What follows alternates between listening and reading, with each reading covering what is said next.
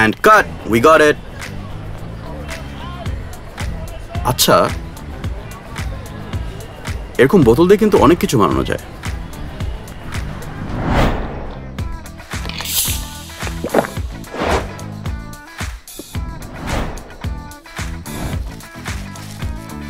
এই কি অবস্থা?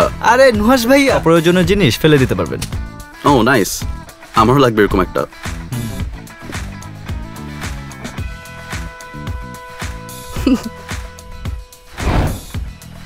ভালো আছেন?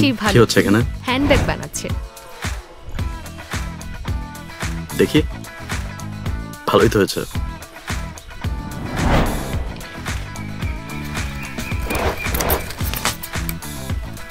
মোহন রে কৃষি কাজ জানো না।